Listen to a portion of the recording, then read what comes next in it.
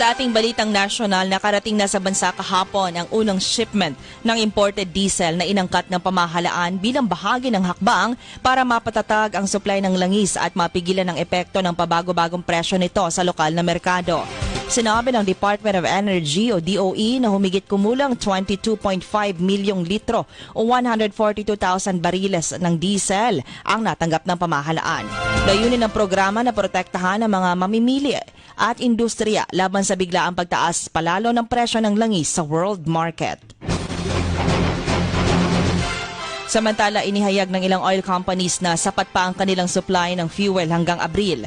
Gayunman, hindi nila matiyak ang importasyon para sa mga susunod na buwan dahil sa tumitinding tensyon pa rin sa Middle East. Ayon naman kay Shell Pilipinas President Lorely Kiambao Ocial, maaaring magkaroon ng kakulangan sa supply sa buong mundo kung magpapatuloy ang hidwaan at unang maapektuhan ang mga bansa sa Asia, lalo na ang Pilipinas.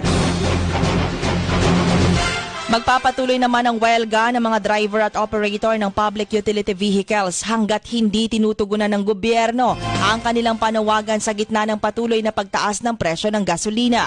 Sinabi ito ni Piston President Modi Floranda. Nasa ikalawang araw na ngayon ang kanilang kilos protesta sa pangunguna ng Piston at No to Oil Price High Coalition na binubuo ng jeepney, bus, UV Express at TNVS driver.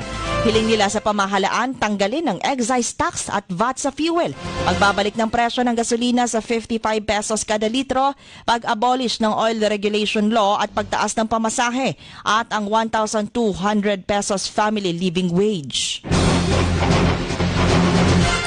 Isa ng ganap na batas ang panukalang nagbibigay kapangyarihan sa Pangulo ng Bansa na bawasan o suspendihin ang excise tax sa langis.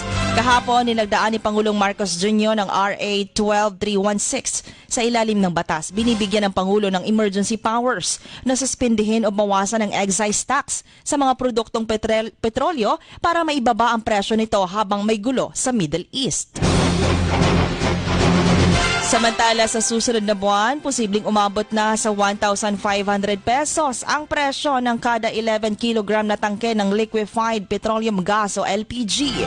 Pahayag mula sa LPG Marketers Association o LPGMA dahil sa mataas na presyo ng shipping cost dulot ng limitadong access mula sa Strait of Hormuz.